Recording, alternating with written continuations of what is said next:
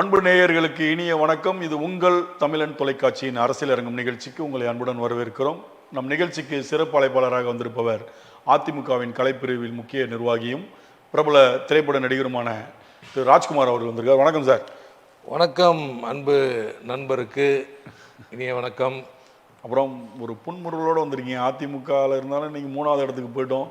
ஆனாலும் அதை எப்படி ஜாலியாக ரொம்ப ஸ்போர்ட்டிவாக எடுத்துகிட்டு இருக்கீங்கன்னு நினைக்கிறேன். இல்லை, அதாவது கழகங்களை பொறுத்த வரைக்கும் நேற்று முன்னாள் முதல்வர் தோல்வி அடைந்து ஒரு ஸ்டேட்மெண்ட் கொடுத்தாரு பாருங்க.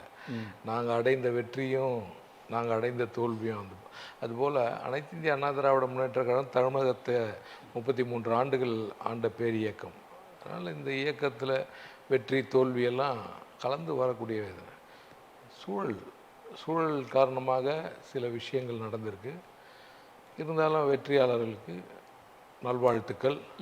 நல்ல ஒரு விஷயத்தை எதிர்நோக்கி ஒரு புதிய சித்தாந்தம் ஏற்படுதா அப்படின்ற அந்த கேள்விக்கு விடை காணுவோம். Let us wait and watch. பேரறிஞர் அண்ணா பெருந்தகை சொன்னது போல் ஒருத்தர் புதிதாக வந்துள்ளவங்க அவங்களுடைய ஆட்சி காலத்துக்கு ஒரு 6 மாதம் வெயிட் பண்ணி தான் பார்ப்போமே, என்ன அவங்க என்னெல்லாம் எதிர்பார்ப்போட இளைய தலைமுறை. ஏனென்றால் பார்த்தீங்கன்னா நம்ம பிள்ளைங்கள்லாம் இளைய தலைமுறைகள்லாம் ஒரு மிகப்பெரிய உற்சாக வரவேற்பா ஒரு திரை உலகத்தை சார்ந்தவர் வராரு, உங்கள் துறையை சேர்ந்தவர், நம்ம துறையை சார்ந்தவர் வராரு அப்படின்னு ஒரு உற்சாக வரவேற்பு கொடுத்து வரவேற்றுருக்கிறாங்க. வந்தவர்களுடைய செயல்பாடுகளை பார்க்காம நாம் எதுவும் பொதுவாக அது மேலே உடனடியாக அவதூறு சொல்கிறது, புன்னகையோடு வரவேற்போம். அவதூறு அப்படின்றது இல்லை. இப்போ இந்த விஜயோட இந்த பிரம்மாண்ட வெற்றியை எப்படி பார்க்குறீங்க? இது மாதிரி நடக்கும் அப்படின்ற மாதிரி ஏதாவது ஏற்கனவே நீங்கள் கணிச்சு பார்த்தீங்களா? இல்லை ஏதாவது இருக்கலாம் இந்த மாதிரி விஜய் ஜெயிப்பார்னு நினச்சிங்களா? நல்ல கேள்வி. என்னுடைய அன்பு நண்பருக்கு ரொம்ப நெஞ்சார்ந்த நன்றி. காரணம் என்னென்னா, சற்றேறக்குறைய திராவிட சித்தாந்தத்தினுடைய அரசியல் ஒரு 50 ஆண்டு காலத்துக்கு மேலே, சற்றே 75 ஆண்டு காலம் பவள விழா கண்ட திராவிட முன்னேற்ற கழகம், அதனுடைய நீட்சியாக அனைத்து இந்திய அண்ணா திராவிட முன்னேற்ற கழகம். இப்படி அதாவது நம்ம கல்லூரி காலத்தில் பார்த்திங்கன்னா மாணவர் பேரவைகளினுடைய கட்டமைப்பெல்லாம் தேர்தல் காலத்தில் மாணவர்களுக்கு ஒரு அரசியல் நாம் சேர்மனாக இருந்தோம் தியாகராய கல்லூரியில். அதுபோல் ஒரு மாணவர் அமைப்பு மதுசூதனன் அப்போ உங்களுக்கு வாழ்த்து சொன்னார். மதுசூதனன் வாழ்த்தும் சொன்னார். அன்றைக்கி எங்கள் அண்ணன் என்னை அன்பா செல்லமாக சில விஷயங்கள்லாம் பண்ணார். அதெல்லாம் தாண்டி தானே நம்ம அன்றைக்கி அனைத்து பத்திரிகை ஊடகங்கள் அன்றைக்கி இருக்கிற பிரிண்ட் மீடியாக்களில் பார்த்திங்கன்னா ஆளும் கட்சி அமைச்சர் அராஜகம் அப்படின்ற செய்தியே என்னுடைய மாணவர் பேரவையினுடைய நிகழ்வுலேருந்து தான் வந்தது. கண்டிப்பாக அன்றைக்கி அனைத்து இந்திய அண்ணா திராவிட முன்னேற்ற நாம் காங்கிரஸில் இருந்த காலகட்டம். இதெல்லாம் கடந்து ஒரு பயிற்சியாக வந்த நீட்சி இருக்குது. அதாவது ஒரு மாணவருக்கு ஏன் மாணவர் திரும்ப அதை சொல்கிறேன் அப்படின்னா, மாணவர்கள் முதல் முறையாக அண்ணா போஸ்டில் ஜெயிச்ச ஒரே ஆள் நீங்கள் தான். அதுதான் அந்த வழி ஒரு அரசியல் இயக்கம் கண்டு அந்த அரசியல் வழியாக ஒரு அரசியலை எப்படி கொண்டு போனோம், ஒரு மாணவர்களை எல்லாம் எப்படி கொண்டு போனோம், எப்படி அதனுடைய நீட்சியாக வரணும் அப்படின்னு. ஆனால் தெரிந்தோ தெரியாமலோ திராவிட கட்சிகளாக இருந்தாலும் சரி, தமிழகத்தில் இருந்த அனைத்து கட்சிகளும் நாம் எப்படி உருவானோம் அப்படின்ற அந்த நிலையிலிருந்து அவங்க சற்று அவங்களுடைய சுயத்தை இழக்கிற பிம்பமாக என்ன நடந்தது அப்படின்னா, சமூக கட்டமைப்பாக தங்களுடைய இயக்கங்களையும், அதாவது சமூக நீதி பேசுகிற இயக்கங்களுக்கு உள்ள ஊடுருவி ஒரு சித்தாந்தங்கள் வேலை செய்ய ஆரம்பிச்சு. இந்த சித்தாந்தங்கள் அப்படியே தொன்று தொட்டு புறையோடி அப்படியே எல்லா மாவட்டங்கள்லேயும் வந்ததனுடைய விளைவு, அதனுடைய பதில் தான் நேற்று சட்டமன்ற தேர்தலினுடைய பதிலாக நான் என்னுடைய புரிதலில் நான் ஏற்றுக்கிறேன். காரணம் என்னென்னா, நீங்கள் நான் இன்றைக்கி காலம்புற எல்லா தமிழ்நாட்டினுடைய அனைத்து சட்டமன்ற தொகுதிகளினுடைய வெற்றியினுடைய விஷயத்தை எல்லாத்தையும் அனலைஸ் பண்ணி பார்க்கும்போது, ஒவ்வொரு சட்டமன்ற தொகுதியிலையும் நீங்கள் பார்த்தீங்கன்னா, குறிப்பாக தஞ்சாவூர், திண்டுக்கல், ராமநாதபுரம், இது என்ன சொல்கிறது, மற்ற அந்த சைடு தென் மாவட்டங்கள் எல்லாத்துலேயும் பார்த்திங்கன்னா அங்கே ஒரு விதமான ஒரு பேட்டர்னில் ஒரு விஷயம் நடக்குது. அனைத்து இந்திய அண்ணா திராவிட முன்னேற்ற கழகத்தை பின்னுக்கு தள்ளுறதுக்காக அங்கே ஒரு சின்ன ஒரு குரூப்ஸ் ஃப்ரிஞ்ச் குரூப்ஸ் மாதிரி ஒரு சசிகலா வேலைகள். அது நான் யாரையும் பேர் சொல்லி, ஏன்னா அவங்களே ஓவரால் மொத்தம் 1 லட்சம் ஓட்டு வாங்கியிருக்காங்க. 40,000 50,000 30,000 வாங்கியிருக்காங்க சில தொகுதிகளில். அதுதான் நான் என்ன சொல்கிறேன்னா, இது என்ன, இது எங்கே போச்சு அப்படின்னா, புரட்சித் தலைவர் மக்கள் திலகம் எம்ஜிஆர் கண்ட கட்சி ஏழை எளிய சாமானிய மக்களுக்கு எந்தவித சாதி பாகுபாடு இல்லாமல் ஒரு இயக்கத்தை கண்டு மிகப்பெரிய அளவில் தமிழகத்தில் கோல வச்சு நின்னார். அதே வழியில் தான் புரட்சி தலைவி அம்மாவும் தான் இருந்த சமூகம், அதாவது எல்லாருமே என்ன சொன்னாங்கன்னா, அம்மாவை இந்த அம்மா எப்படி திராவிட கொள்கையை ஆனால் உள்ளபடியே திராவிட சித்தாந்தத்தையும் திராவிட அரசியலையும் வீரியமாக எடுத்தாங்க. அது போன்ற அவங்கக்கிட்ட பார்த்திங்கன்னா இந்த தொகுதியில் இந்த இந்த இனத்தை சார்ந்தவங்க, இந்த சமூகத்தை சார்ந்தவங்க அதெல்லாம் அடித்து தூளாக ஆக்குறவங்க. ஒரு பொது தொகுதியில் கொண்டு போய் ஒரு பட்டியல் இனத்தை நிற்க வைக்கிறதுலையும் சரி, அதாவது சம்மந்தமே இல்லாமல் ஒரு தொகுதியில் ஒரு இஸ்லாமியர் வேட்பாளரை கொண்டு போய் நிறுத்ததுலையும், அதே போல் ராஜ்யசபா உறுப்பினராக யாரை உருவாக்கணுன்றது, இது எல்லாம் ஒரு வரலாற்று சாதனையாக இருந்த சுச்சுவேஷனில் அவங்களோடவே பயணித்து நீண்ட நெடிய காலமாக ஒரு 30 ஆண்டு காலமாக அரசியலில் இருந்த அம்மையார் அந்த அம்மா சசிகலா அனைத்து இந்திய அண்ணா திராவிட முன்னேற்ற சேதாரம் ஏற்படுத்துகிற வேலையிலையும் ஈடுபட்டிருக்கிறாங்க அப்படின்றதுலாம் உள்ளபடியே ஒரு தேவையில்லாத விஷயமா. அவங்கள நீங்க மதிக்கவே இல்லைல்ல. அவங்கள திரட்டி விட்டா அவங்க என்ன பண்ணுவாங்க, அவங்களுடைய ஆளுமையை காமிக்கணும்ல. அவங்க என்ன சொல்லிட்டாங்கன்னா, எடப்பாடி அவர் மேல கடுமையான குற்றச்சாட்டுலாம் வச்சாங்க. ஏன்னா இன்னைக்கு உயிரோடு இருக்கிறதே பெரிய விஷயன்ற மாதிரி குற்றச்சாட்டு வச்சாங்க. அப்போ தன்னால் தேர்ந்தெடுக்கப்பட்டு ஒருத்தர்கிட்ட ஒரு பொறுப்பை கொடுக்குறோம், அதுக்கப்புறம் அது ஒரு நம்பிக்கை துரோகம் போல ஆகும்போது எல்லாருக்கும் உள்ள ஒரு இயல்பான ஒரு கோபம் தானே. அதுக்கப்புறமா அந்த அம்மாவை நீங்க சேர்க்கவே இல்லை. என்னைக்கு ஆரம்பிச்சிருக்கணும் தெரியுமா சார்? நான் என்னுடைய நண்பருக்கு நான் இந்த விளக்கம், நான் இது என்னைக்கு ஆரம்பிச்சிருக்கணும், இந்த வேர்டு இந்த கான்வர்சேஷன்லாம் எப்போ நடந்திருக்கணும்? முன்கூட்டியே பேசியிருக்கணும். அதாவது 2021 திமுக ஆட்சி அரியணையில் உட்கார்றதுக்கு முன்னாடி அனைத்து இந்திய அண்ணா திராவிட முன்னேற்ற கழகத்தினுடைய எல்லாரும் உட்கார்ந்து இங்கே இந்த முதுகுளத்தூர் கவுண்டரு இது அது இந்த மாதிரி ரேஷியோஸ்லாம் இல்லாமல் நாம் ஒட்டு மொத்தமாக கட்டுக்கோப்பாக ஒரு இயக்கத்தை கட்டமைக்கணும். ஆனால் இந்த விஷயத்தில் என்னை பொறுத்த வரைக்கும் நான் உள்ளபடியே பாராட்டுவேன். காரணம் என்னென்னா, இந்த எல்லா பிரிவினைகள், எல்லா சூழ்ச்சிகள், எல்லா துரோகங்கள் எல்லாத்தையும் தவிடு பொடி ஆக்கி தனித்து தான் மட்டுமே இந்த கழகத்தை என்ன அளவுக்கு நான் பாரத்தை சுமக்கிறேன் அப்படின்ற மாதிரி ஒரு கர்த்தர் போல தன்னுடைய பாரத்தை சுமந்து இந்த கட்சியை கொண்டு போய் என்னைக்கு நீங்கள் 24 பாராளுமன்ற தேர்தலில் அனைத்து இந்திய அண்ணா திராவிட முன்னேற்ற கழகம் வாங்கின வாக்கை கூட கொஞ்சம் கூட குறையாமல் அதை விட நான் உயர்த்தி காட்டுறேன் அப்படின்ற ப்ராசஸில் இன்றைக்கி நடந்து முடிஞ்ச சட்டமன்ற தேர்தலில் அனைத்து இந்திய அண்ணா திராவிட முன்னேற்ற கழகம் 1 கோடி வாக்குகளை தாண்டி இன்றைக்கி புடம் போட்ட தங்கம் போல் அஇஅதிமுக தொண்டன் ஒவ்வொருத்தனும் ஒரு கர்வமாக இருக்கிறோம். ஏன் புன்முறுவல் கேட்டிங்களா? அதுதான் புன்முறுவல். அதாவது இயக்கத்துக்கு எந்த சேதாரமும் இல்லை, நம்பர்ஸ் எம்எல்ஏ வரல, அதிகாரம் அதுதான் அந்த சித்தாந்தத்தை விட்டுட்டாங்க. இருபெரும் திராவிட கட்சிகள், நான் சொல்றது அனைத்து இந்திய அண்ணா திராவிட முன்னேற்ற கழகத்தை மட்டும் சொல்ல, இருபெரும் திராவிட கழகங்களும் என்ன நினைச்சிட்டாங்கன்னா, சமூக நீதின்ற ஒற்றை வார்த்தை, அதாவது ஒரு பேனர்லேயோ இல்லை தன்னுடைய லெட்டர் பேட்லேயோ சமூக நீதி எழுதினா மட்டும் போதாது. பட்டியல் இனத்தை சார்ந்தவர்கள், சிறுபான்மை மக்கள், மீனவ சமூகம், ஒட்டுமொத்த விவசாயிகள், எல்லா தரப்பட்ட மக்களையும் ஒருங்கிணைத்து, அதாவது நடுத்தர எஸ்சி, எம்பிசி, பிசி, எஃப்சி யாராக இருந்தாலும் சரி, அதாவது பொருளாதார வலிமை இல்லாத சமூகத்துக்கு கூட நம்ம இஓடபிள்யூ அந்த போல ஒரு ரிசர்வேஷன் கொடுக்குறோம் அப்படின்னா, எக்கனாமிக்கலி வீக்கர் செக்ஷன் அப்படின்னு ஏன் அப்போது ஃபார்வர்ட் கம்யூனிட்டிஸ்க்கும் கொடுக்குறோம் அவங்களும். ஸோ இது போல் ஒரு பரந்துபட்ட இது வெறுமன அரசு சார்ந்த நிறுவனங்கள், அரசு சார்ந்த பணியிடங்களில் மட்டும் இதை ஃபாலோ பண்ணக்கூடாது. ஆட்சி அதிகாரம், சமத்துவம், சமூக நீதி அப்படின்றது சமத்துவமாக எல்லார் மக்கள். இது என்ன ஆச்சுன்னா, சற்று நீங்கள் பார்த்தீங்கன்னா 90 காலகட்டங்கள்லேருந்து இன்றைக்கி வரைக்கும் ஒரு 36 வருஷத்தில் பல்வேறு தேர்தல்களில் அவருக்கு பிடித்தவர், அவருக்கு பிடிக்காதவர், அவருக்கு ஒன்று விட்ட சித்தப்பா, பெரியப்பா, மாமன், முறை மாமன், இந்த மாதிரி இவங்களே கோல வச்சிருந்த வெகுஜனமான ஒரு சமூகம் ஒன்று இருக்கு. ம். அரசியல் கட்சிகள் வந்து சற்றேறக்குறைய இன்னைக்கு வந்து நம்ம தமிழகத்தில் வந்து ஒரு 6 கோடி ஜனத்தொகை இருக்குது வச்சுங்க. வாக்காளர்களுடைய பட்டியல் வந்து 4,86,00,000 வச்சுங்க. இதில் அரசியல் சார்ந்தவங்க அப்படின்றது நீங்கள் திமுக ஓட்டையும் அதிமுக ஓட்டையும் மற்ற கட்சிகள் ஓட்டையும் எல்லாம் தனியாக பிரித்து வச்சிங்கன்னா கூட சரி பாதியாக வெகுஜனங்கள் வந்துடுவாங்க.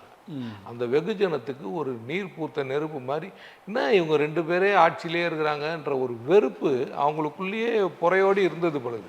அந்த வெறுப்பினுடைய நீட்சி தான் பார்த்தீங்கன்னா ஒரு சட்டமன்ற தொகுதியில் பார்த்தீங்கன்னா யார் வேட்பாளர் தெரியாது, யார் இவர், அவர் பின்புலம் என்ன, அவருடைய அஃபிடவிட்னா எதை பற்றியுமே கேள்விப்படாமல் அதெல்லாம் தேவையில்லை, ஒரே சின்னம் விசில் சின்னம். சென்னை மண்டலத்தில் நாம் வசிக்கிறதுனால சென்னை நீங்கள் பார்த்தீங்கன்னா தொன்று தொட்டு நான் என்னுடைய 50 ஆண்டு கால அரசியலில் திமுகனுடைய கோட்டை அப்படின்ட்டு சொல்லக்கூடிய இந்த எம்ஜிஆர் காலம். ஆனால் எஸ்ஐஆர் வந்தப்போ நான் சொன்னேன் திமுக கோட்டையே கிடையாது, இது ஓட்டை ஆயிடுச்சு. நான் போன ஊடகத்தினுடைய இதில் கூட நான் சொல்லிட்டு போனேன். அது போல் அந்த கோட்டை கேட்டெல்லாம் கிடையாது.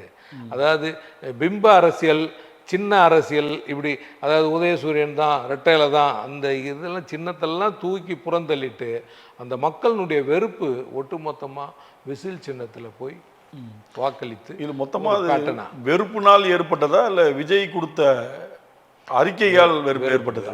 விஜய் நிறைய சொல்லியிருக்காரு, பட்டு புடவை, தங்கம், தாலி, அதெல்லாம். அதாவது இப்போ என்னன்னா 6 சிலிண்டர் ஃப்ரீ. இப்போ எங்க அன்பு சகோதரர் அதான் வெறுப்பா அதான் அந்த அறிக்கையான்னு அன்பு சகோதரர் தமிழக வெற்றி கழகத்தினுடைய தலைவர் விஜய் அவர்கள் வந்து கொடுத்த அறிக்கைகள் எல்லாம் செயல்முறைப்படுத்துவதற்கு எந்த விதத்தில் வாய்ப்பு இருக்குதுன்றது $1 மில்லியன் கேள்வி. அதுக்குள்ளெல்லாம் நம்ம உடனடியாக போகவே முடியாது. காரணம் என்னன்னா 10 லட்சம் கோடி கடனில் தமிழக இருக்கு ஏற்கனவே. அவர் வந்து அறிவிச்சிருக்கிற அறிவிக்கையெல்லாம் பார்த்தீங்கன்னா ஒரு மாதத்துக்கு 6 சிலிண்டர்னு சொல்றாரு. இன்னைக்கு மாசத்துக்கு 1 சிலிண்டருக்கே வழி இல்லாமல் இன்னைக்கு நீர் இணைய திறக்கிறதுக்கே பஞ்சாயத்து ஓடிட்டு இருக்க காலகட்டத்தில் நாம் இருக்கிறோம். அதனால 200 யூனிட் ஃப்ரீன்றாரு. அதாவது எல்லாம் அதாவது ஒருவேளை திமுகவை ஃபாலோ பண்ண வரோன்னு நினைக்கிறேன். ஏன்னா 1000 ரூபாய் தரோம் அப்படின்னு சொல்லிட்டு இல்லைங்க 2.5 வருஷம் பொறுத்து பேரறிஞர் பெருந்தகை அண்ணா பிறந்தநாள் அன்னைக்கு ஸ்டார்ட் பண்ணாங்கல்ல, அதுவும் ஒரு பாதி ரேஷன் கார்டுக்கு. அந்த மாதிரி என்னுடைய சகோதரர் விஜய் அவர்களும் பொறுமையாக கொஞ்சம் வெயிட் பண்ணுங்க, எல்லாம் நாங்கள் களத்தில் 5 வருஷம் முடிஞ்சிருமே அதுக்குள்ள நம்ம பார்க்க தானே போகிறோம். இந்த சரி, இப்போ 2021 தேர்தலுக்கும் இப்பயும் பார்த்தீங்கன்னா தொடர்ந்து இப்போ வந்து பழனிசாமி அவர்கள் 10 தேர்தலுக்கு மேலே தோத்துட்டே வராரு. ஒரு அதிகாரத்துக்கு வரும்போது தானே அந்த தொண்டர்கள் உற்சாகம் ஆவாங்க. இப்போ சென்னையில் பார்த்தீங்கன்னா நிறைய இடத்துல வந்து 3வது இடத்துக்கு அதிமுக தள்ளப்பட்டிருக்கு. ஏன்னா இப்போ ஜெயக்குமார் அவர்கள் வந்து பிரச்சாரம்லாம் நேரில் பார்த்துருக்கேன், மனோ அவர்கள் பிரச்சாரம் நல்ல கூட்டம். இந்த மாதிரி 15,000 20,000 ஓட்டெலாம் வாங்கக்கூடிய ஆட்கள் கிடையாது. அவங்களாம் அதாவது டெபாசிட் தோத்தா கூட டெபாசிட் வாங்கக்கூடிய ஆட்களாக இருந்தவங்க தான். அவங்களாம் வந்து இந்த இடத்துக்கு தள்ளப்பட்டிருக்காங்களே, இதை எப்படி பார்க்குறீங்க? அதுதான் இப்போ நான் கடந்த கேள்விக்கு நம்ம சொன்ன இப்போ நான் 50,000 சித்தாந்தம் தான், சித்தாந்தம் மாறிச்சுங்க. நீங்க திராவிடம் அந்த அந்த பொய்யான ஒரு திரையை வச்சு 2 பேருமே ஏமாத்திட்டு இருக்காங்கன்றீங்க. இல்லை, அது அந்த பிம்பத்தை வந்து மறுபரிசீலனை செய்யணும். அவங்க எங்க தப்பு நடந்தது கண்டிப்பா எங்களுடைய இயக்கத்தினுடைய தலைமையும் பொதுச் செயலாளரும் இதை கூர்ந்து கவனித்து எங்கே நாம் வந்து, ஏன்னா புரட்சித் தலைவர் அம்மா இருக்கும்போது இளம் பெண்கள் பாசறை, இளைஞர் பாசறை, இது போன்ற பாசறைகள் இளைஞர்களே விட்டுட்டாங்க 2 பேரும். இளைய சமூகமே ஒரு அவையில் இருக்கு. காரணம் என்னன்னா இவங்க எல்லாம் என்ன நினச்சிட்டாங்கன்னா மீடியா நம்ம கிட்ட இருக்குது, சோசியல் மீடியா நம்ம கிட்ட இருக்குது, ஸ்ட்ராட்டஜிஸ்ட் இவங்கெல்லாம் இருக்கிறாங்க, அவங்களே கட்டமைச்சு வெல்வோம் பண்ணுறாங்க. என்னென்ன டைட்டில் 10-15 டைட்டில் வச்சாரு. இந்த பேட்டி நீங்க பார்த்துருப்பீங்களான்னு தெரியல. இன்னைக்கு வந்து கொளத்தூர் தொகுதியில் முதல்வர் தோத்ததுக்கு அப்புறம் பருதி இளமதியுடைய பையன் வந்து அந்த தொகுதியுடைய பொறுப்பாளராக இருந்திருக்கார். அவர் இன்னைக்கு ஒரு பேட்டி கொடுத்துருக்காரு. முழுக்க முதல்வர் தோத்ததுக்கு காரணம் சேகர் பாபு தான் அப்படின்னு சமூக வலைதளங்கள்ல அந்த அவர் சொன்னதாக ஒரு கருத்தை நான் படித்தேன். அதை எப்படி பார்க்குறீங்க? அதாவது அந்த ஒரு தொகுதியில் மட்டும் தோத்துருந்தா நீங்கள் முழுக்க முழுக்க சேகர் பாபுன்னு சொல்லிட்டு போகிறது ரொம்ப எளிதாக சொல்லிட்டு போயிடலாம். சென்னையே டோட்டலாக என்னை பொறுத்த வரைக்கும் நான் வந்து துறைமுக சட்டமன்ற தொகுதிக்குள்ளே இருக்கிற ஒரு பொறுப்பாளர்ன்றதுனால நான் சொல்கிறேன். துறைமுகத்தில் வந்து சேகர் பாபு அவருடைய ஒர்க்கு பிளான்லாம் நம்ம பார்க்குறோம். ஏறக்குறைய 10 ஆண்டுகள் அவர் சட்டமன்ற உறுப்பினராக இருக்கிறதுனால எப்படி அந்த பயனாளிகளை வந்து கான்டாக்டில் வச்சுருக்காரு, அந்த ஓட் பேஸை எந்த அளவுக்கு ஸ்ட்ரென்த் பண்ணியிருக்கிறாருன்றது நம்ம கண்கூட தெரியும். அப்போ எவ்வளோ ஓட்டு அங்கே ஷிஃப்ட் ஆகுது, இந்த பிஜேபியினுடைய ஓட்டு உள்ளபடியே நான் சொல்ல போகிறேன். அனைத்து இந்திய அண்ணா திராவிட முன்னேற்ற கழகம் தலைமை இது தெரியாமல் இருக்காது. ஏன்னா இந்த உலகத்திலேயே என்னை பொறுத்த வரைக்கும் தமிழக அரசிலேயே பயங்கரமான வித்தகர், ஒரு எளிய கடைக்கோடி தொண்டனாக இருந்து இன்னைக்கு ஒரு பெரிய கட்சிக்கு பொதுச் செயலாளராக வந்தவர், அவர் தெரியாமல் இருக்காது. எடப்பாடியார் அவர்கள் கூர்ந்து கவனித்து பாஜகவோட நாம் வைத்து இருக்கிற உறவை மறுபரிசீலனை செய்ய வேண்டும் என்பது இந்த நேரத்தில் நான் சொல்கிறேன். காரணம் என்னென்னா, துறைமுக தொகுதியில் பாஜக ஓட்டு சற்றேறக்குறைய 20,000 ஓட்டு. 20,000 ஓட்டில் 2,000 ஓட்டு கூட அன்பு சகோதரர் ராயபுரம் மனு அவர்களுக்கு டிரான்ஸ்ஃபர் ஆகலை அப்படின்னா அதுக்கு என்ன காரணம்? அதுதான் அது வந்து அங்க ஒரு அங்க இல்ல பாஜக போயிருச்சா இல்ல பாஜகல ஒரு சிஸ்டம் ஒருத்தர் வச்சுன்னு ஒருத்தர் அவர் தனியா ஒரு அண்ணாமலை, ஆமா அவர் பேரெல்லாம் நம்ம சொல்ல விரும்பல, அவரை தான் நம்ம கருவேப்பிலை மாதிரி தூக்கி போட்டோம். நாங்க தான் எங்க பொதுச் செயலர் வந்து அவர் தூக்கி போடு அப்படின்னு போட்டோம். அது போட்டதுக்கு பழி வாங்குற நோக்கமா எங்க மேல உண்டான விஷயத்தை அவர் செய்திருக்காரு. ஆனால் அவங்களுமே சதவீதம் குறைஞ்சு போச்சு, திரும்பி கீழே வந்துட்டாங்களே, 2.5 வந்துட்டாங்க. அதுதான் சொல்ல வரேன். யானை தன் மீதே அதாவது நான் தான் சொல்றேனே, 24ஆம் ஆண்டு பாராளுமன்ற தேர்தலில் அனைத்து இந்திய அண்ணா திராவிட முன்னேற்ற கழகம் பெற்ற வாக்கு சதவீதம் 21.58. ஓகேங்களா? நீங்க நேற்று நடந்து முடிந்த சட்டமன்ற தேர்தலுடைய வாக்கு சதவீதத்தை எடுத்து பாருங்க. சற்றேறக்குறைய 3% அனைத்து இந்திய அண்ணா திராவிட முன்னேற்ற கழகத்துக்கு 2லிருந்து 3% உயர்ந்திருக்கு. அதுவும் 164 சட்டமன்ற தொகுதியில தான் நாங்க போட்டிட்டோம். நல்லா புரிஞ்சுங்க, 164 சட்டமன்ற தொகுதியில தான். ஓகேங்களா? 64 67 167 சட்டமன்றத்துல தான் நாங்க போட்டிட்டோம். அதனால நீங்க பாத்தீங்கன்னா அதுலயே கிட்டத்தட்ட வந்து ஒரு 33, இது ஒரு 34, எவ்வளோ 60 தொகுதிக்கு மேலே நாங்கள் கண்டெஸ்ட் பண்ணல. எங்களுடைய வாக்கு வங்கி இது. போன தடவை கண்டெஸ்ட் பண்ணது ஃபுல் பார்லிமெண்ட் எல்லாமே.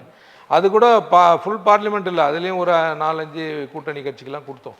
அதனால பாஜக போன பாராளுமன்ற தேர்தலில் 18% வாக்கு வங்கி அப்படின்ற அந்த கூட்டமைப்பு ஒட்டுமொத்தமாக அந்த வாக்கு வங்கி எங்கே போச்சு? கண்டிப்பாக இப்போ அதே தான். இப்போ பிஜேபி வந்து இரட்டை, இது எங்களுக்கு நடந்த பின்னடைவு மட்டும் இல்லைங்க. தமிழக வெற்றி கழகம் வந்து ஓட்டை எடுத்துருக்குதுன்னா, பெரிய ஓட்டையை எங்க போட்டுருக்குதுன்னா, திமுகல இருந்து 35% வாக்கு வங்கியை பெற்ற போன பாராளுமன்ற தேர்தலில் திமுகனுடைய ஓட்டு இன்னைக்கு 25% ஆயிருக்கு. 10% ஓட்டை தாவேக்கா எடுத்தாச்சு. அவங்களும் இந்த வாட்டி எண்ணிக்கை 164 தான் நிற்கிறாங்க. 234 தான் சொல்றேன். 10% அவங்க இன்னும் கொஞ்சம் கூடுதலாக இருந்தால் அந்த சதவீதம் அதிகமாக 10% அவங்க ஓட்டை எடுத்துட்டாங்க. எங்களுக்கு 1% கூட சேதாரம் கிடையாது. நிறைய ஊடகத்திலையும் நிறைய விவாதத்திலையும் அதிமுக ஓட்டை விஜய் அப்படியே அள்ளின்னு போயிடுவாருனாங்க. எங்க 1% கூட இல்லையே, எங்களுக்கு பாத்தங்க. எங்களை வந்து ஏமாத்தணும்னு நினைச்சு எங்க கூடயே டிராவல் பண்ணி எங்க கூடயே இருந்து எட்டப்ப வேலை பார்த்தவங்களுக்கு மட்டும்தான் இந்த தோல்வி. பாஜக தமிழ்நாட்டில் எத்தனை சீட்டுக்கு வர முடிஞ்சது? 27 சீட்டு வாங்கி ஒன்னே ஒன்று. முக்கியமானவங்களாம் தோத்துட்டாங்க. பாட்டாளி மக்கள் கட்சியினுடைய பணி தான் அதிமுகவுக்கும் பாமகவுக்கும் நல்லா ஜெல் ஆகி தருமபுரி, வேலூர் அந்த சைடு மாவட்டங்கள்லாம் நல்ல ஒர்க் நடந்துருது. அதையும் தாண்டியும் ஒரு சில தொகுதிகளில் சில இடர்பாடுகள் நடந்தது. அதனால தாவேக்கா பெற்ற ஓட்டுங்க பார்த்தீங்கன்னா பாவம் எங்கள் அண்ணன் சீமானுடைய 4% ஓட்டு. அது ஏற்கனவே நம்ம எல்லாம் பரவலாக பேசுனது தான். அவர் ஓட்டு தான் மெயினாக கை வைப்பார் அப்படின்றது. 4%. எங்கள் அண்ணன் திருமாவளவன் கிட்ட இருந்து 1.5%. எங்கள் அக்கா அந்நியார் தேமுதிகலேருந்து அது Already அவங்க சதவீதமே சதவீதமே கம்மி. இல்லாம இருந்தவங்க அந்த என்ன ஓட்டு போச்சு. காங்கிரஸ்ல இருந்து என்ன சதவீதம் போச்சுன்றது. அவங்களும் 3 புள்ளி தானே சில்லற தானே சதவீதம். ஆனா 18% எங்களுடைய வாக்கு வங்கி அப்படின்னு ஐபிஎஸ் அதிகாரியா உட்கார்ந்துட்டு சொல்லியிருந்தார் பாருங்க. அவரை தான் கேட்கணும். அவர் அப்படியே மடைமாற்றி விட்டார் விஜய்க்கு அண்டர் கிரவுண்ட்ல. அவர் தான் அந்த ட்ரெஸ் கோட்லயே போய் ஓட்டு போட்டாருங்க. கேட்டா என்னுடைய யூனிஃபார்ம் அப்படின்ட்டு சொன்னார் அவர். முக்கியமா அந்த ட்ரெஸ் கோட் யாருடைய யூனிஃபார்ம்னா ஜெகன்மோகன் ரெட்டியோட யூனிஃபார்ம். அவர் தான் முத அந்த ட்ரெஸ் கோடே கரெக்டாக அதை இம்ப்ளிமெண்ட் பண்ணது ஜெகன்மோகன் ரெட்டி. அவருக்கு முன்னாடி யார் அந்த ட்ரெஸ் கோடு போட்டார்னா சிரஞ்சீவி. அதாவது நம்ம தமிழகத்தில் எதிர்நோக்கி கொண்டிருக்கிற இப்போ தலைமை பொறுப்புக்கு வரக்கூடிய ஒரு ஆஸ்தான ஜோதிடரை வச்சுனே கூட வச்சுக்கிட்டே சுத்திட்டு இருக்கிறாரு. அப்போ ஜோதிடம் வென்றிருக்கா? அது பத்தி எனக்கு ஒன்றும் தெரியல. அதான் கேட்கிறேன். ஜோதிடத்தோட இருக்காரு. அப்ப ஜோசியர் சொன்னது நடந்திருக்கு. ஜோதிடரோடவே சுத்திட்டு இருக்கிறாருன்னா அப்ப அந்த ட்ரெஸ் கோட் எல்லாம் பார்க்காம இருப்பாரா? அதை சொல்ல வரேன். ஜோதிடம் வென்றதான்றதெல்லாம் கிடையாது. எங்க பிள்ளைங்க தான் வென்றுச்சு இந்த தடவை. சின்ன பிள்ளைங்க எல்லாம் வெளிநாட்டுல இருந்து மௌன புரட்சி, வெளிநாட்டுல இருந்து கூட வீட்டுல இருக்கிறவங்களுக்கு வற்புறுத்தி நீங்க ஓட்டு போடலன்னா அப்படின்ட்டு மிரட்டி சூசைட் பண்ணிப்போம் அப்படின்னு. அன்பு, அதாவது மிரட்டின்றதை தாண்டி ஒரு அன்புக்கு சரி எல்லாம் எத்தனையோ வருஷம் எந்தெந்த கட்சிக்கு ஓட்டு போட்டு போட்டு வெறுத்து போன எம் குல வாக்காளர்கள் ஒரு முறையாவது நம்ம செல்லக்குட்டிங்களுக்காக ஓட்டு போடுவோமேனு போட்டாங்க. விதி வலியது. இப்போ சீமான் சொல்லும் போது தான் ஞாபகம் வருது. இப்போ சீமான் 8.5 விழுக்காடு இருந்தார் கடந்த தேர்தலில். இப்போ திரும்பி பரமபதம் பாம்பு போல் கீழே வந்துட்டார். சீமானை அடுத்து வரக்கூடிய திரும்பி இதுக்கப்புறமும் தேர்தலில் போட்டியிட்டு திரும்பி அந்த பேங்கிங் அவரால் கொண்டு வர முடியுமா? ஏன்னா கடுமையான விமர்சனத்துக்கு விஜயை கொண்டு போனதே சீமான் கட்சியினர் தான். திமுக கூட அவரை பெருசாக விமர்சனம் பண்ணல, அதிமுக கூட விஜயை பெருசாக விமர்சனம் பண்ணல. ஆனால் சாட்டை உள்ளபடியே சொல்ல போனா திமுகவுக்கும் அதிமுகவுக்கும் இப்போ தாவேகா வெற்றி பெறத்துக்கு பெரிய அளவில் வேலை களப்பணியில் செய்தவங்க யாருன்னு பார்த்தீங்கன்னா இந்த பெரியாரிஸ்டுகள். அது போன்றவங்க தான் மறைமுகமாக. ஆமாம். இப்போ அதான் இப்போ விஜய் இந்த மாதிரியான வெற்றி 67க்கு அப்புறம், அதாவது 77க்கு அப்புறம் எம்ஜிஆர் பெற்றதுக்கு அப்புறம் கூட சொல்லலாம். எம்ஜிஆர் கூட அப்போ ஒரு 4 கட்சியோட கூட்டணியாக இருந்தால் அந்த தேர்தலை சந்திச்சார். ஆனால் விஜய் ஒரு இண்டிபெண்டாக தனியாக யாருமே, ஆனால் ஃபஸ்ட்டில் கூப்பிட்டாரு கூட்டணி, நீ வா நான் வான்னு கூப்பிட்டாரு, யாரும் வரல. ஒரே ஒரு இஸ்லாமிய அமைப்பு முஸ்தபான்றவர் மட்டும்தான் விஜயோட கூட்டணி அப்படின்னு எடுத்துக்கலாம். இன்னொருத்தவங்க பாதிலேயே வெளியே வந்துட்டாங்க. ஆனால் விஜயே இந்த மாதிரியான வெற்றியை எதிர்பார்த்துருப்பாரா? பெருமை, அதாவது உள்ளபடியே எக்ஸாம்பிள்னா மாதாவரம் தொகுதியில நீங்க முதல்ல சொன்ன மாதிரி வேட்பாளர் யாருன்னு பார்க்கல, அவன் என்ன பேக்ரவுண்டு கேட்கல. இந்த மாதிரியான தேர்தல் இதுவரை நடந்ததே இல்லை. வேட்பாளர்னா இப்பெல்லாம் உடனே ஆன்லைன்ல போட்டு அவர் யார் என்ன படிச்சிருக்காரு அப்படிலாம் பார்க்கக்கூடிய ஸ்டேஜில் தான் இன்னைக்கு இருக்காங்க. ஆனா நீங்க சொன்னது போல ராயபுரத்தில் ஒரு ஆட்டோ டிரைவர் ஜெயிக்கிறாரு. மாதாவரத்தில் சரியான புள்ளிக்கு இப்பதான் மாதாவரத்தில் ஒருத்தர் வந்தது காரணம் என்னன்னா அதுதான் அந்த வெறுப்பு தான்.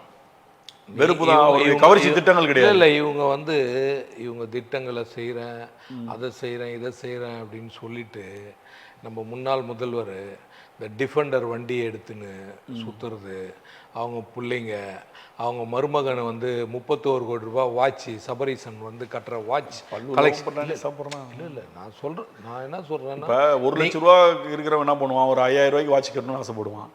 1 கோடி ரூபா இருக்கிறவனுக்கு ஒரு 10 லட்ச ரூபாய்க்கு வாட்ச் கட்டணும்னு ஆசைப்படுவான். அது எப்படி சம்பாதிச்சாங்கன்றதை தாண்டி அது ஒரு விவிஐபி குடும்பமா ஆயிப்போச்சு. அதுதான் நான் என்ன சொல்றேன்னா, நீங்க விவிஐபி குடும்பமா இருந்துட்டு நீங்க எதை ஒண்ணா அனுபவிச்சிங்க. நீங்க வேற துறையில இருந்து, ஒரு தொழில் சார்ந்த துறையில இருந்து, நீங்க இல்ல ஒரு சினிமா துறையில இருந்து கூட நீங்க ஆடம்பரமான வாழ்க்கையை காட்டினா உங்களை யாருமே கேள்வி கேட்க மாட்டாங்க. இப்போ நம்ம நடிகர் தனுஷ் கூட தான் போயஸ் கார்டன்ல, ஏன் போயஸ் கார்டன்ல நல்லா வீடு கட்டக்கூடாது, உழைச்சி கட்டுறாரு, அனுபவிக்கிறாரு, அதெல்லாம் யாருமே கேட்க மாட்டாங்க. உங்களுடைய உழைப்பு என்ன? உங்க அப்பா ஆரம்பத்தில் முதல்வராக இருந்தாரு, அவரு அந்த காலத்துல சொத்து சேர்த்து வச்சாரு, அறக்கட்டளை உருவாக்கி இன்னைக்கு லட்ச கோடி, எத்தனை கோடி அறிவாலய அறக்கட்டளையில் இருக்கு அப்படின்றதுலாம் பல கேள்வி இல்லை. இப்போ நான் என்ன சொல்றேன், நீங்க இதெல்லாம் இருந்தாலும் உங்களுக்கு யாருமே வெளியில இருக்கிறவங்க யாரும் இதை பத்திலாம் பெரிய பொருட்டாவே திங்க் பண்ண மாட்டாங்க. உங்களுடைய நடவடிக்கை தான். ஒரு சாமானிய மனுஷனா இருக்கிறவன் அவன் நமக்கு ஒரு இருக்கிறதுக்கு வீடு இல்லை, நமக்கு நல்ல ஒரு உடை இல்லை, நீங்க வெறுமனே 1000 ரூபா கொடுத்துட்டு வீடியோ போடுறீங்க, என்னம்மா மகிழ்ச்சியாகிறீங்களா, எல்லாம் நல்ல பணம்லாம் சேர்த்து வைக்கிறீங்களா? என்னது 1000 ரூபா கொடுத்துட்டு 12 மாதம் 12,000 ரூபா வந்த உடனே அந்த மாதிரி சேர்த்து வச்சு அப்படியே சென்னைக்கு அருகாமையில் மிக அருகில் ஒரு ஃப்ளாட் ஒன்று வாங்கி வீடு கட்டி. ஃப்ளாட் வாங்குதோ இல்லையோ ஒரு மாத்திரை வாங்கலாம்ல. மத்திய அரசினுடைய திட்டங்கள்ல நீங்க பாத்தீங்கன்னா மெடிக்கல் ஷாப்லாம் வந்து ரொம்ப குறைந்த விலையிலலாம் மருந்துகள்லாம் கொடுக்கறதுக்கெல்லாம் நிறைய திட்டங்கள்லாம் போட்டு அதை நம்ம முதல்வர் மருந்தகம்லாம் நிறைய காப்பி பேஸ்ட் பண்ற வேலை. நான் சொல்ல வர சித்தாந்தமே வேற. இங்க ஏன் இந்த வெறுப்பு? இப்போ 15வது ஆண்டை நோக்கி பிரதமர் மோடி அவர்கள் கூட இருக்காரு. இந்தியா நாட்டுடைய பாரத பிரதமரா நோக்கி போறாரு. எத்தனாவது ஆண்டு? 13வது ஆண்டுல இருக்கிறாரு. அவரை பத்தி ஏதாவது ஒரு குறை சொல்ல முடியுமா? ஏன் சொல்ல முடியாது? இல்லை, என்ன சொல்ல முடியும்? இவர் சொத்து சேர்த்துட்டாரு, இவர் டிஃபெண்டர் கார் வாங்கிச்சிருக்கிறாரு, இவர் வந்து உடைகளே பல லட்சம்ன்றாங்க. அதாவது உடைன்றது இப்போ நான் ஒரு சாதாரண ராஜ்குமார் ஒரு கவுன்சிலர் ஒரு 3000 ரூபாய்க்கு சட்டை ஒரு கவுன்சிலரா இருக்கிறவங்க கூட ஒரு நல்ல ட்ரெஸ் பண்றான். ஒரு பாரத பிரதமரா இருக்கிற உலக அரங்குல போறவரு அவருக்கு உண்டான உடைக்கு நம்ம. ஆனால் நம்ம எங்க கேள்வி வருது அப்படின்னா, அவரு எந்த சொத்து சேர்த்தது, அவருக்கு ஆடம்பரமா வந்து குடும்பம், அதுதான் இதுதான் விரும்புறாங்க. இததான் ஒட்டுமொத்த இந்திய தேசத்திலயும் சரி தமிழக மக்களும் இல்ல குடும்பம் இருக்கிறது தாண்டி இவரு இப்ப எடப்பாடி அவர்கள் இப்ப புறக்கணிக்கப்பட்டிருக்காருல்ல, இப்ப அவருக்கும் அதே தானே சொல்ல வரீங்க? எதுங்க? எடப்பாடி இப்ப 3வது இடத்துக்கு போயிட்டாரு. முதல்வருக்கு சொல்ற அதே விஷயம் தானே எடப்பாடிக்கு சொல்றீங்க? எடப்பாடியார் வந்து இது போல ஒரு படோடபமா இந்த மாதிரி ஆடம்பரமான ஒரு வாழ்க்கைய இல்ல அவர் ஏதாவது ஒரு விஷயத்த ஏதாவது ஒரு நீங்க ஒரு மீடியால ட்ரால் வந்தது எல்லாம் ஆடம்பரம். நான் என்ன சொல்றேன்னா, ஆடம்பரம் முதல்வர்ன்றவர் இயல்பா பிரதமர் எப்படி இருக்காரு இல்ல. இப்போ நீங்க கேட்ட கேள்வி என்னன்னா, மாதவரத்துல யார் சட்டமன்ற வேட்பாளர்னே தெரியல. உண்மை. என்னுடைய 6 நண்பர் ஒருத்தர் இயக்குனருடைய தந்தை, அவர் வந்து மாதவரத்துல இருக்காரு.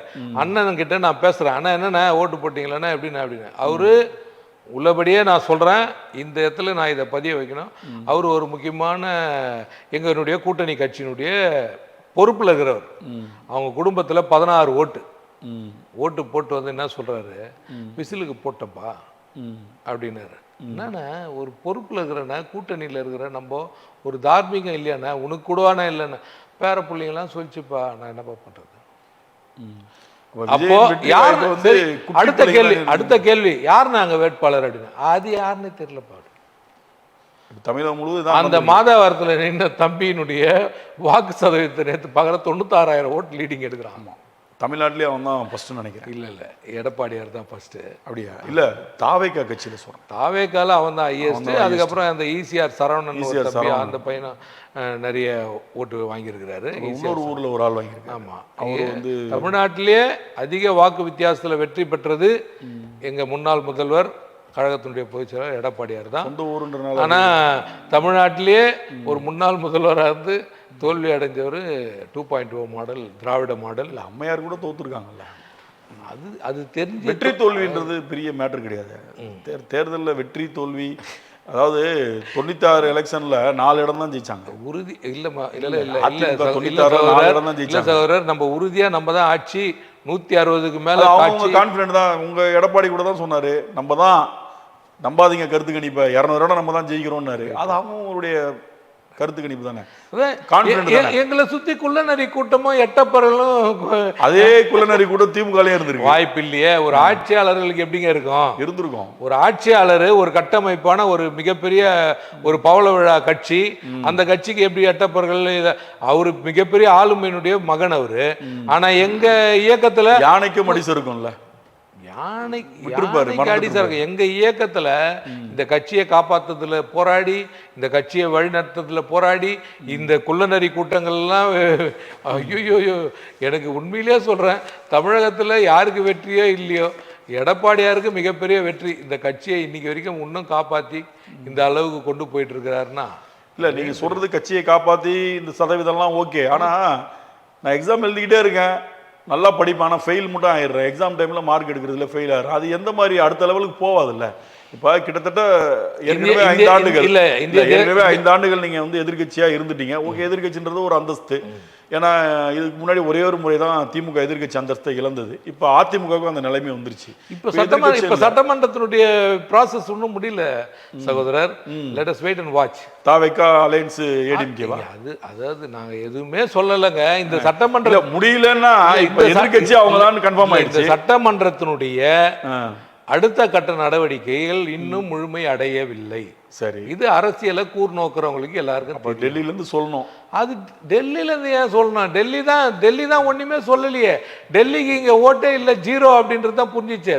அவங்க இந்தியாவுக்கே ராஜாவா இருந்தாலும் தமிழ்நாட்டுல குஜா. சரி, நீங்க சொல்ற மாதிரி இப்ப அதிமுகவும் தாமிகவும் இணைந்து ஆட்சி அமைச்சா எப்படி யாருக்கு முதல்வர் பதவி? அது யாரு என்ன ஏது ஆன் த டைஸ் உட்காந்து பேசுற விஷயம் தானங்க. இப்ப நீங்க ஒரு கட்டத்துல அப்படி போகுமா? இல்ல, அடல் பிகாரி வாஜ்பாய் அவர்கள் வந்து எத்தனை பாராளுமன்றத்துக்கு பாத்தீங்கன்னா வெளியில இருந்து ஆதரவுனாங்க, உள்ள இருந்து ஆதரவுனாங்க. அப்புறம் 11 நாள்ல கவுத்தாங்க, 11 மாசத்துல கவுத்தாங்க. இந்த மாதிரி நிறைய கிளைமேக்ஸ் எல்லாம் பார்த்துருக்கிறோமே. நீங்க கவுத்துனதுதான் அது. அதான் நிறைய விஷயங்கள் நடந்திருக்கு. சரி, ஒருவேளை இப்படி மாறுறதுக்கு வாய்ப்பு இருக்கா? எப்படிங்க? திமுகவும் அதிமுகவும் சேர்ந்து புதுசா ஒரு ஆட்சி அமைக்கிறதுக்கு. அதாவது பீகார்ல ஒரு வாட்டி ஆட்சி இல்ல, நிதிஷ்குமாரும் லாலு பிரசாத் யாதவும் சேர்ந்து ஆட்சி. 2 பேரும் திமுக அதிமுக மாதிரி. அங்க நாங்க எங்க கட்சி உருவானதே புரட்சி தலைவர் வந்து இந்த தீய சக்தியை எதிர்த்து தான் எங்க கட்சி உருவாகியே இருக்கு. அந்த சித்தாந்தத்துக்குள்ள எங்க பொதுச் செயலாளர் நிச்சயமா போக மாட்டாருன்னு நான் நம்புறேன். இல்ல, திராவிடத்தோட சித்தாந்தத்தை மொத்தமா வேறறுத்து புதுசா ஒருத்தர் வந்திருக்கும் போது அதுதான் பிரேக் கொடுக்காம சேர்ந்து ஒரு ஆட்சி அமைச்சா. திராவிட சித்தாந்தத்தை இவங்க முறையா கடைபிடிக்காதனுடைய வந்த விளைவு தான். 2 பேரும் சேர்ந்து முறையா கடைபிடிக்கலாமே. தாய் கட்சி தானே, எல்லாரும் பாதி பேர் இங்க தானே இருக்காங்க அதிமுக உள்ளவங்க. அது பாதி அதிமுக கட்சி தானே. அப்ப எடப்பாடி அவர்கள் கூட்டணி அமைச்சு நாளைக்கு வந்து அவை சண்முகம் சாலையில எம்ஜிஆர் மாளிகையில நாளைக்கு அனைத்து புதிதாக தேர்ந்தெடுக்கப்பட்ட சட்டமன்ற உறுப்பினர்கள் எல்லாம் பொதுச் செயலாளர் அழைப்பு கொடுத்துருக்காங்க. நாளைக்கு எல்லா சட்டமன்ற உறுப்பினர்களும் கலந்து ஆலோசித்து பொதுச் செயலாளர் ஒரு நல்ல முடிவை அறிவிப்பாங்க. இப்ப 47 பேர் இருக்காங்கன்னா இதுல ஒரு 15 பேரை விஜய் ஏதாவது விலைக்கு வாங்கிட்டாருன்னா, அதாவது இப்படிலாம் வந்து ஒரு ஹைபோதெட்டிக்கல் क्वेश्चंस எல்லாம் கேட்டா போயிட்டு இருக்கு. இந்த டாக்லாம் வந்து சமூக வலைதளங்கள்ல அதிமுகவிலிருந்து 20 எம்எல்ஏக்கள் விஜயிடம் செல்கிறார்கள் அப்படி இப்படின்றாங்க. இப்ப ஆல்ரெடி பாமக அன்புமணி ராமதாஸ் வந்து தன்னுடைய மனைவிக்கு துணை முதல்வர் பதவி கேட்டு விஜய் கிட்ட பேசிட்டு இருக்கிறதாகவும் ஒரு தகவல் இருக்கு. எங்களை பொறுத்த வரைக்கும் அனைத்து இந்திய அண்ணா திராவிட முன்னேற்ற கழகத்துல இன்னைக்கு வெற்றி பெற்றிருக்கிற சட்டமன்ற உறுப்பினர்கள்லாம் எடப்பாடியாருடைய முழு ஆசீர்வாதத்தோடு அவருடைய நம்பிக்கைக்கு பாத்திரமானவர்கள் எல்லாமே வெற்றி பெற்றுக்கிறாங்க. அதுலேருந்து ஒரு இமி அளவு கூட, அதாவது போன 2016லேருந்து 21 சட்டமன்றத்திலேயே ஒரு அமாவாசை தாண்ட மாட்டாங்க, 2 அமாவாசை தாண்ட மாட்டாங்க சொன்னீங்க. அதையே புடம் போட்ட தங்கம் போல காப்பாற்றி தெளிவா சொல்லிட்டாங்க. நாங்க கொல்லைப்புறமா ஆட்சிக்கு வர மாட்டோம்னு சொல்லிட்டாங்கல்ல. இப்போ தாவேகா ஏதாவது சொல்லியிருக்கிறாங்களா உங்ககிட்ட நாங்க கொல்லைப்புறமா ஆட்சி அமைக்கிறோன்னு? யாரு? தாவேகாக்கு ஆள் தேவைப்படுது இல்ல. அதான் ஒருவேளை கொல்லைப்புறமா ஆட்சி அமைக்கிறது யாராவது சொன்னாங்களா? உங்களுக்கு போலாம்ல. ஏன்னா விலைக்கு வாங்குறது விற்கிறதுலாம் அது அதிமுக அவங்களுக்கு அந்த மாதிரி பயிற்சியே கிடையாது. அவங்க இப்பதான் புதுசா வந்திருக்கிற குழந்தை. அப்ப வந்து அவர் ஆட்சி அமைக்க போரிட்டாரு. நேத்து தான் பிறந்திருக்கிறாரு அந்த குழந்தை. அந்த குழந்தைய வந்து எல்லாரும் உச்சி முகந்து ஒரு 6 மாசம் அவகாசம் கொடுப்பாங்க. குழந்தைய வளர்க்கறதுக்கு அனுபவசாலிகள் தானே வேணும். அதனால சொல்றேன், நீங்க எல்லாம் ஒரு அனுபவசாலிகள். இப்ப திமுக வந்து கூட்டணி கட்சியினர்ல ஒரு 13 பேர் இருக்காங்க. அனுபவம் இல்ல, அந்த குழந்தைய சீராட்டி பாராட்டி தூக்கின்னு போறதுக்கு எவ்வளவு RSS பின்புலம் இருக்குதுன்றதெல்லாம் பின்னாடி பார்க்க போறோம். அதான் சொல்ல வரேன். பார்க்கதான் போறோம். கொள்கை எதிரி பிஜேபின்னு விமர்சனம் பண்ணிருக்காரு. ஊழல் சக்தி அந்த குழந்தைய உச்சி முகந்து யார் பாராட்டுறாங்கன்றது வெயிட் பண்ணி பார்ப்போம். அதான் ராஜ்குமார் என்ன சொல்றேன்னா, கொள்கை எதிரி பிஜேபின்னு பிரச்சாரம் பண்ணாரு, ஊழல் சக்தி அதிமுகன்னு பிரச்சாரம் பண்ணாரு, தீய சக்தி திமுகன்னாரு. இப்போ அவருடைய நிலை வந்து 108 பேர் ஒரு தொகுதியை இப்போ ரிசைன் பண்ணோம். அது எப்படி ஒரு 6 மாசம் தேர்தல் வர. அப்போ 107 ஒருத்தர் சபாநாயகர் அவர் கணக்கில் வர மாட்டார். அப்போ 105 பேர் தான் இருக்காங்க. 13 எம்எல்ஏ அவருக்கு தேவை. நியர்லி கரெக்டாக அந்த 13 மட்டும் கேட்ச் பண்ணால் அவருக்கு கஷ்டம். இன்னொரு 5 பேரை கூடுதலாக அவருக்கு வந்து ஒரு 15 18 அந்த மாதிரி ஒரு கணக்கில் வச்சுப்போமே. அப்படி நீங்கள் பார்த்தீங்கன்னா இந்த பக்கம் வந்து அதிமுகவை தவிர்த்து உங்கள் கூட்டணியில் பார்த்தீங்கன்னா பாமக 4, மீதி 2 பேரும் 1 பிஜேபி 1 அமமுக 1. இந்த பக்கம் எடுத்துக்கிட்டிங்கன்னா காங்கிரஸ் 5, மீதி 3 பேர் 2 எடுத்திருக்காங்க. தேமுதிக 1, இஸ்லாமிய கட்சி 2, இவங்க ஒரு 13 வராங்க. இவர் இந்த 2 பேர்ட்டேருந்து யார்கிட்ட இருந்ததான் இவர் வந்து விலைக்கு வாங்கி ஆகணும், இல்லை அவங்கள கேட்கணும். நான் என்ன கேட்குறேன்னா, ஊழல் சக்தின்னு சொல்லி திமுகவை திட்டிட்டு அந்த சக்தியால் ஜெயிச்ச எம்எல்ஏக்களை வச்சு ஒரு ஆட்சி நடத்துவாரா?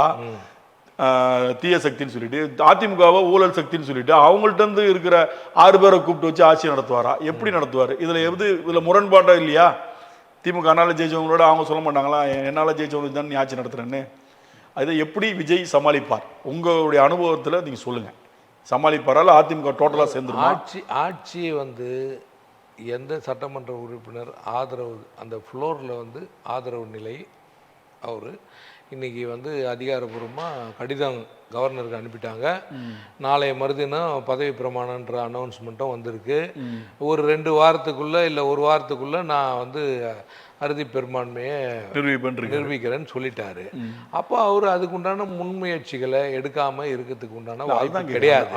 நான் என்ன சொல்கிறேன்னா, அவர் கதம்ப சாப்பாடு மாதிரி இதுலேருந்து 2 அதுலேருந்து 1 இதெல்லாம் எடுத்துட்டு இதுங்களை எல்லாத்தையும் கட்டி மேய்ச்சிட்டு அவர் வந்து 1 வருஷமோ 2 வருஷமோ இந்த வண்டி எப்போ பஞ்சர் ஆகி எங்கே நிற்குன்றது தெரியாமலாம் போக மாட்டார். ஏன்னா என்னை பொறுத்த வரைக்கும் அவர் திரைத்துறையிலேருந்து வந்தவர், எல்லாத்துக்குமே ஒரு ஸ்டாண்ட் பையோடு இருக்கக்கூடிய, ரொம்ப ப்ராப்பராக இன்னைக்கு ஷூட்டிங் அப்படின்னா இன்னைக்கு இது இருக்கணும்னா பக்காவாக இருக்கணும், அதில் ஒரு பிசுறு கூட இல்லாமல் கிளியராக இருக்கணும்னு நினைக்கிறார். அந்த மாதிரி ஒரு கிளியர் மேண்டேட் அவருக்கு நிச்சயமாக தேவை. அப்படின்ற பட்சத்தில் அவர் தெளிவாக முடிவெடுப்பார் நம்புகிறோம். ஏடிஎம்கேட வந்துடுவாருன்றீங்க? அது வருது வராது வந்து எங்களுடைய என்ன சொல்கிறது, பொதுச் செயலாளர், முன்னாள் முதல்வர், கழக பொதுச் செயலாளர் அவர் முடிவு எடுப்பார். இப்போ இந்த தேர்தலில் எங்க பொதுச் செயலாளர் கிங் மேக்கராக இருப்பார் அப்படின்றது இந்த தேர்தல் வெற்றி. விஜயுடன் அதிமுக இணைகிறது அப்படின்னு எடுத்துக்கலாம். இந்த பேட்டி எடுத்துக்கலாமா கூட விஜய்க்கு தேவைப்படுது இல்ல, யாரோ ஒருத்தவங்க ஆதரவு கொடுத்தா ஆகணும், இல்லைன்னா அந்த ஆட்சி நீடிக்காது. ஏன்னா அவர் வந்து இப்போ நான் 10 நாள்ல அப்போ யாரை வந்து சந்திக்கணும்? விஜய் தான் சந்திக்கணும். ஆனா அவர் தான் 108 பேர் இருக்குமே, நீங்க வாங்கன்னு யாரையாவது. அதெல்லாம் வந்து ஒருவேளை காங்கிரஸும் விடுதலை சிறுத்தை சிபிஐஎம் அதுதான் நான் முதல்ல சொன்னேன். கதம்ப சாப்பாடு மாதிரி இதுல இருந்து கொஞ்சம் கொஞ்சம் எல்லாத்தையும் பேத்துன்னு போனது. திமுக கூட்டணியில இது வரைக்கும் எல்லாத்தையும் சுகத்தை எல்லாம் அனுபவிச்சுட்டு அப்படி போறதுக்கு வாய்ப்பு கம்மி தான். 15 வருஷமா அவங்களோடய ஒட்டி பின்னி பிணைஞ்சு நாங்கெல்லாம் ஃபெவிகால் போட்டு வெட்டினவங்க, எங்களை பிரிக்கவே முடியாதுன்னு சொன்னவங்க இப்போ ஆட்சி அதிகாரம் வந்த ஒரே நாளில் நாங்கள் மாறி வந்து உங்களுக்கு ஆதரவு தரோம். அந்த ஸ்டாண்டில் என்னை பொறுத்த வரைக்கும் பெரியவர் வைகோ சொன்ன ஸ்டாண்டு ரொம்ப கிளியராக இருந்தது. அது போல நாங்கள் எந்த விதமான முடிவு வைகோ அதான் அந்த முதிர்ச்சி தெரியுது. அவர் காரணம் என்னன்னா, வைகோ திமுக சின்னத்தில் நின்று போட்டிட்டு இருக்காரு, அதனால போக முடியாது. அவரும் தனியாக பம்பரத்தில் நின்று இருந்தாருன்னா இந்த நிலைப்பாடு இருக்குமான்னு தெரியாது. சீமா இவர் விடுதலை சிறுத்தை இவர் கூட திருமாவளவன் கூட கொஞ்சம் பட்டும் படாமல் பேசியிருக்காரு. தேமுதிக பிரேமலதா அவர்கள் பேட்டி கொடுக்கும்போது கூட விஜய் எங்க வீட்டு புள்ள அது என்னன்னு யோசிப்போம், ஆனா இந்த கூட்டணி தான் இருக்கும். சிபிஎம் வந்து தோல்ல போட்டு வளர்த்த புள்ள சிபிஎம்மும் வந்து பாத்தீங்கன்னா நாங்க ஆலோசனை நடத்துறோம்னு சொல்லியிருக்கோம். ஆனா இன்னும் விஜய் யாருக்கிட்டையுமே ஆதரவு கேட்கல. சகோதரர் இவங்களே முன்கூட்டியே நான் என்ன சொல்றேன், 1 2 1 2 இதெல்லாம் வச்சுருக்கிறதெல்லாம் ஆதரவுனா, நீங்க அமமுக கூட சற்று முன்னாடி ஒரு வலைதளத்துல வந்த செய்தி, அது உண்மையா பொய்யா தெரியல, அமமுகவில் வெற்றி பெற்றவர் வந்து நேரா தாவேகாலே போய் சென்றார் அப்படின்னு ஒரு செய்தி பார்த்தேன் அப்படியே வரும்போது. அப்போ சர்டிஃபிகேட் வாங்கினவர் நேரா தாவேகா அலுவலகத்துக்கு போயிட்டாரா தெரியல. அதனால இதெல்லாம் வந்து இட்ஸ் அண்ட் பட்ஸுக்கெல்லாம் நம்ம பதில் சொல்ல முடியாது. ஒரு கிளியர் மேண்டேட் கிடைக்கட்டும். ஏன்னா தமிழ்நாட்டில் நீங்கள் பார்த்தீங்கன்னா அப்போசிஷன் ஸ்ட்ராங்காக இருக்குது. இப்போ இந்த 107 தாண்டி இந்த பக்கம் 120க்கு மேலே இவங்க 2 பேரும் சேர்ந்துருக்காங்க. அதனால அதான் சொல்லலாம். இப்போ சப்போஸ் இவங்க யாருமே வரல, இப்போ அன்புமணியும் போல கூட்டணியில் வந்து எடப்பாடி ஸ்ட்ரிக்டாக சொல்லிட்டாரு நான் போக மாட்டேன்ட்டாரு, இந்த பக்கமும் அந்த கூட்டணி தர்மத்தை வச்சுட்டு போகலை, என்ன ஆகும்? அவர் பெரும்பான்மை நிரூபிக்கணும். சட்டசபையில் அந்த கோட்டெடு போகும்போது சப்போஸ் இவங்க எல்லாமே ரொம்ப ஜென்யூனான கூட்டணி கட்சியாக இருந்து 2 தரப்புமே எதிர்த்து எல்லாருமே ஓட்டு போட்டு அந்த சட்டசமன்றத்தில் பெரும்பான்மை நிரூபிக்க முடியாமல் விஜயோட தாவேகா கட்சி ஒரு நிலை வந்தால் அதுக்கப்புறம் என்ன நடக்கும்? தமிழகத்தினுடைய நலன் கருதி, தமிழகத்தினுடைய அரசியல் நலன் கருதி, தமிழகத்தினுடைய பொருளாதார நலன் கருதி இதெல்லாம் ஒரு அரசியல் கட்சிக்கு சும்மா ஏதோ போகிற போக்கில் வந்து சும்மா ஒரு நம்ம பேசிட்டு போகிற மாதிரி விஷயம் கிடையாது. இன்றைக்கி வந்து இந்த முடிவு நாளைக்கு உடனே அரசு இயந்திரம் செயல்படணும். காபந்து முதல்வர் நேற்று ராஜினாமா பண்ணிட்டாரு. இன்றைக்கி ஒரு புதிய ஆட்சி, புதிய பொறுப்பு. டெய்லி இன்றைக்கி ஒரு 24 ஹவர்ஸில் என்டையர் சிஸ்டம் ஒர்க் ஆகணும். அப்படின்னும் போது ஒரு புதிய ஆட்சி, புதிய இது எல்லாமே நடக்கணும். தொழிலையும் நம்ம தலை சிறந்து வரணும். இந்த மாதிரி பெரிய முன்னெடுப்புகள்லாம் ஒரு பெரிய எதிர்பார்ப்போட ஒரு இளைய தலைமுறை வந்து ஏகோபித்த அளவில் ஒரு ஆட்சியை கொடுத்துருக்குறாங்கன்னா, இது எல்லாத்தையும் தாண்டி நாம் குறைந்த அளவில் நாங்கள் சட்டமன்ற உறுப்பினராக இருந்தாலும் அதிக அளவில் வெற்றி பெற்று ஒரு முதல்வர் ஆகக்கூடிய வாய்ப்பில் இருக்கக்கூடிய சகோதரர் விஜய் அவர்கள் தான் இதை முன்னெடுப்பாக யோசித்து எதிர்கால தமிழகத்தை எப்படி கட்டமைக்கணும், நாம் இந்த மக்களுக்கு நம்ம கொடுத்த வாக்குறுதியை எப்படி காப்பாற்றணும், அவர் தான் இந்த டிசிஷன் பண்ணார். அதாவது அவர் ஒருவேளை கேட்கல, கேட்டும் யாரும் வரல. அவருடைய கோர்ட்ல ஒருவேளை சட்டமன்றத்தில் தோற்கடிக்கப்பட்டால், அதுதான் சொல்றேன், தமிழக நலன் கருதி, தமிழக நலன் கருதி சொல்ற தமிழக நலன் கருதி அப்படின்ற ஆப்ஷன் இருக்கட்டும். 2 திராவிட கட்சிகளுமே கிட்டத்தட்ட ஒரு 50 ஆண்டுகள் வரல. இயற்கையாவே அதை வந்து நம்ம தோக்கடிச்சிட்டோம்னா திரும்பி என்ன அப்படின்ற ஒரு ஆப்ஷன் வருமே. 6 மாசத்துக்கு அப்புறம் திரும்ப தேர்தல் தான். 6 மாசம் வைக்க மாட்டாங்க, 2.5 வருஷம் வரைக்கும் தேர்தல் தள்ளி போடலாம். மத்திய அரசு நினைச்சா 2 ஆண்டுகள் கவர்னர் ஆட்சி நடைமுறை கொண்டு வரலாம். ஏன்னா பினான்சியலா உடனே தேர்தலுக்கு ரெடி ஆக முடியாதுன்றதுனால அது போலலாம் மத்திய அரசினுடைய சர்வாதிகாரத்தெல்லாம் தமிழ்நாட்டில் எந்த வடிவத்திலையும் யாரும் விட்டு வேடிக்கை பார்க்கக்கூடிய, பஞ்சாப்ல பண்ணிருக்காங்க, அது போல காஷ்மீர்ல பண்ணிருக்காங்க, போல விஷயத்தெல்லாம் பஞ்சாப்ல பண்ணலாம், காஷ்மீர்ல பண்ணலாம். அதுதான் சொல்றேன், இந்த பார்டரை தாண்டினாலே இங்க வந்து மத்திய அரசியல் கட்சிகளுக்கு இங்க இடமே இல்லைன்றது ப்ரூவ் ஆயிடுச்சு. தமிழ்நாட்டை பொறுத்த வரைக்கும் காங்கிரஸும் சரி, பாஜகவும் சரி, தமிழகத்தில் எடுபடலை அப்படின்றது தெளிவாக. காங்கிரஸாவது அப்படி இப்படி அடித்து பிடிச்சி அங்கே இங்கே இந்த கன்னியாகுமரி போன்ற இடங்கள்லாம் வாக்கு வங்கியை ஓரளவுக்கு சேர்த்து ஒரு 14-15 லட்சம் ஓட்டை பேக்கில் வச்சிருக்குது. பாஜகவுக்கு ஒன்றுமே காணுமே, வாக்கு வங்கியை குறைஞ்சிருச்சு இந்த தேர்தலில். 18% ஓட்டு வங்கியை காட்டின பாஜக போன தடவை அதிமுக இந்த ஓட்டுங்கள்லாம் அங்கே டிரான்ஸ்ஃபர் ஆச்சு. நயினாரே தோத்துட்டார்ல. போன தடவை அதிமுகனுடைய ஓட்டு கூட்டணி கட்சிகள் எல்லாத்துக்கும் டிரான்ஸ்ஃபர் பண்ணோம். இந்த தடவை அவங்க அந்த மாரல், அந்த ஜென்யூனிட்டி, அந்த அரசியல் நேர்மையை கடைபிடிச்சாங்களா பாருங்க. இதுதான் சொல்றது இந்த பாசிச பாஜக, இந்த RSS சித்தாந்தம் இதுதான். இவ்வளோ தெரியுது, நீங்க ஒரு முக்கிய நிர்வாகி, இவ்வளோ தூரத்துக்கு பிஜேபியுடைய அஜெண்டா இதுதான் தெரியுது. உங்க பொதுச் செயலாளருக்கு தெரியாம போச்சா? 21ல் நம்ம தோத்ததுக்கு காரணமே பிஜேபி தான்ன்றது அவருக்கு தெரியும். மீண்டும் ஏன் 2026ல் அதே கூட்டணி சூழல்கள் தான் சார். சூழல்கள் சில நேரத்தில் சில விஷயங்களை மாற்றி அமைக்கும், எல்லாமே சரியாயிடும்.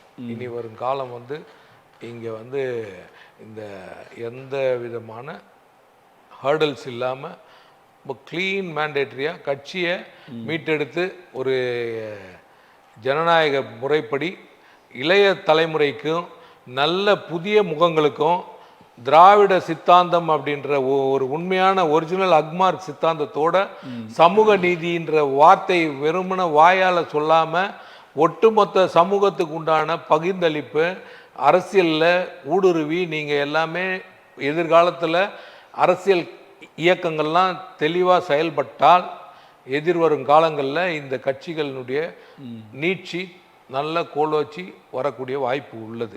இல்லைன்னா இது போல தான் ஒரு சுனாமி மாதிரி வந்து அடித்து, ஆனால் எது எப்படியோ இந்த வெற்றியில் நான் வந்து பார்க்குற ஒரு விஷயம் என்னென்னா, ஒரு பொது தொகுதியில் ஒரு பட்டியலினத்தை சார்ந்தவங்க, ஒரு பொது தொகுதியில் ஒரு சிறுபான்மை இனத்தை சார்ந்தவங்க, இப்படி பல முகங்கள் இந்த தாவேகானுடைய 107-108 சட்டமன்ற 107 சட்டமன்ற உறுப்பினரில் புதிய முகங்களுக்கு, புதிய, அதாவது அரசியல்னா என்னன்னே தெரியாதவங்களுக்கு, ஒரு 2 பிராமணர்கள் சட்டமன்றத்துக்கு வாய்ப்பு, இதெல்லாம் ஒரு பன்முகமான ஒரு அந்த முன்னெடுப்புலாம் கரெக்டான விஷயமா இருக்கு. இதை செய்ய தவறுறதுக்கு உண்டான அடி தான் இருபெரும் திராவிட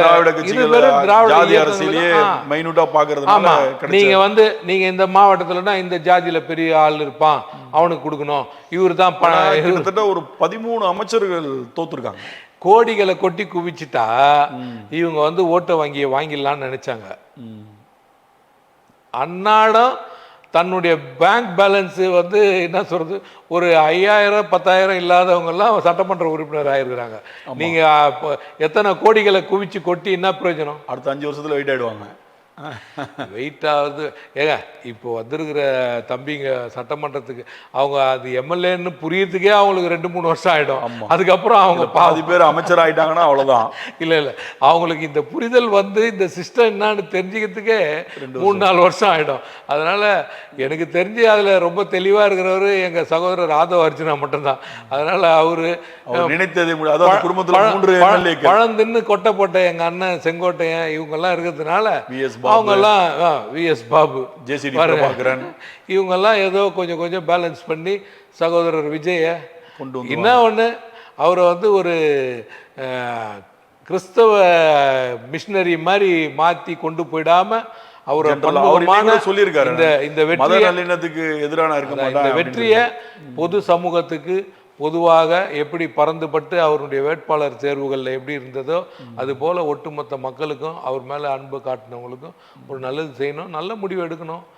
நிறைய டாஸ்க் இருக்குது அவருக்கு. கண்டிப்பாக இவ்வளோ நேரம் உங்களுடைய நேரத்தை ஒதுக்கி பல்வேறு அரசியல் கருத்துக்களை பதில்களையும் சில பர்சன்டேஜ் ஓட்டு எதனால் மாறிச்சு, திராவிட இயக்கத்துக்கு ஏன் இன்னும் திருந்தலைன்னா இப்படி தான் இருக்கும் அப்படின்ற ஒரு ஆலோசனையும் சொல்லியிருக்கீங்க. ரொம்ப நன்றி ராஜ்குமார். மிக்க மகிழ்ச்சி. நன்றி உங்கள் இந்த வாய்ப்புக்கு. மீண்டும் அடுத்த அரசியல் அரங்கம் நிகழ்ச்சியில் மற்றொரு சிறப்பு விருந்தினருடன் உங்களை சந்திக்கும் வரை விடைபெறுகிறேன். நன்றி, வணக்கம்.